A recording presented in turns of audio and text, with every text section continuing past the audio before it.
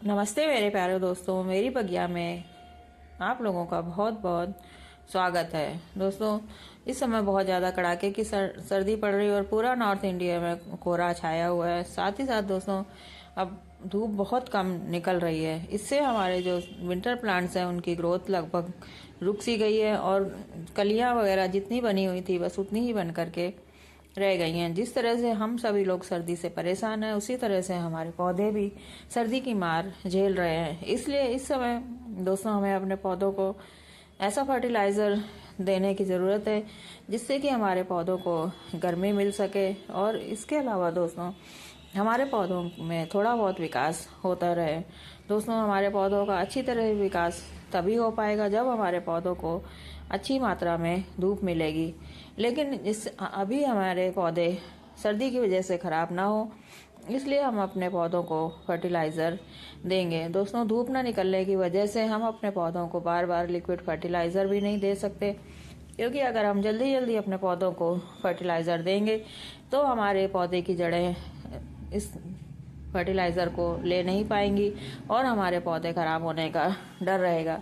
इसलिए आज हम एक ऐसा पावरफुल फर्टिलाइज़र अपने पौधों के लिए बनाएंगे जो हम अपने सभी तरह के विंटर प्लांट्स में डाल सकेंगे, चाहे वो गिलदाउदी के पौधे हों या फिर गुलाब के, या इसके अलावा जो पिटूनिया, डायंथस या कॉस्कॉम, डॉग फ्लावर, जो भी सर्दियों के पौधे होते हैं, हम उन सभी पौधों में इस फर्टिलाइज़र का प्रयोग कर सकते हैं। दोस्तों, अगर आपने गुलाब में कोई फर्टिलाइज़र नहीं डाला तो आपका इसका प्रयोग गुलाब के पौधों पर भी ज़रूर करें।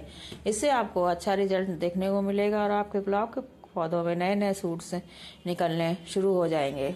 इस फर्टिलाइज़र को 4 चीज़ों को मिला करके बनाया गया है जिससे कि हमारे पौधों को हर तरह का न्यूट्रिशन मिल जाए और हमें बार बार फर्टिलाइज़र डालने की ज़रूरत ना पड़े। इसमें जो एक चीज़ हमने डाली है वो है केले के छिलके। दोस्तों, जैसा कि हम सभी लोग जानते हैं कि केले के छिलकों में पोटेशियम की बहुत ज़्यादा मात्रा होती है।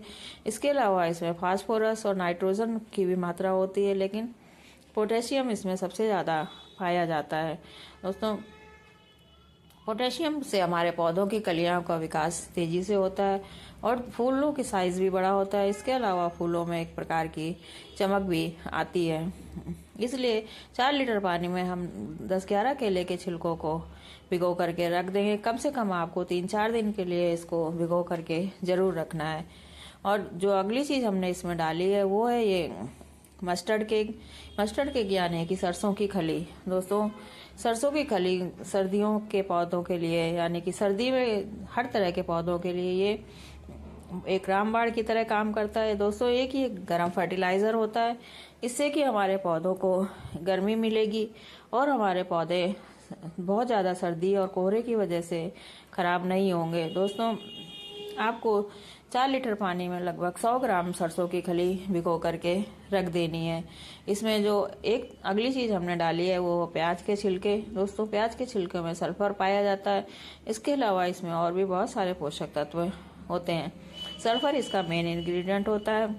दोस्तों, सल्फर से हमारे पौधे की जड़ों को मजबूती मिलती है और पौधों की जड़ों का तेज विकास होता है।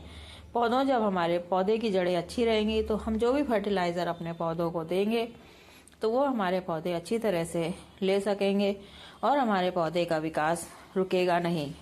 दोस्तों, और लहसुन के छिलके डालने से हमारे पौधों की मिट्टी में किसी तरह की फंगस वगैरह की समस्या नहीं आएगी। दोस्तों, लहसुन के छिलकों का लिक्विड फर्टिलाइज़र बना करके आप उसका स्प्रे भी अपने पौधों पर कर सकते हैं, जिससे कि हमारे पौधों में कीड़े वगैरह लगने की समस्या जो होती है वो कम हो जाती है। दोस्तों, अब देखते हैं कि इसका इस्तेमाल हमें कैसे करना है। इसका इस्तेमाल करने से पहले हम इसको छान लेंगे जिससे कि इसके बड़े बड़े जो छिलके वगैरह हैं ये सारे निकल जाएं, क्योंकि हम इनका प्रयोग हमें अपने सर्दियों के पौधों पर करना है।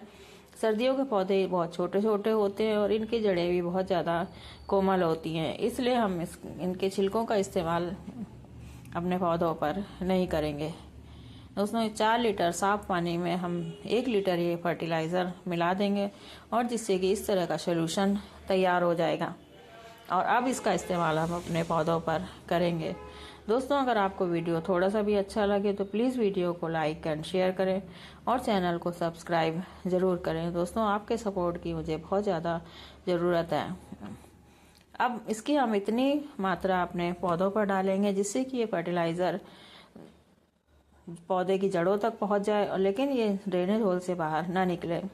दोस्तों गुलदाउदी के उन्हीं पौधों पर हमें इसका इस्तेमाल करना है जिसमें कि अभी फूल नहीं खिले हैं, कलियां या तो नहीं बनी है या फिर कलियां बन चुकी हैं। जिन पौधों में फूल खिले हुए हैं उनमें हमें इसका इस्तेमाल नहीं करना है, नहीं तो हमारे फूल जल्दी ख़राब हो जाएंगे। दोस्तों वीडियो देखने के लिए आपको बहुत बहुत धन्यवाद। Thanks for watching. नमस्कार।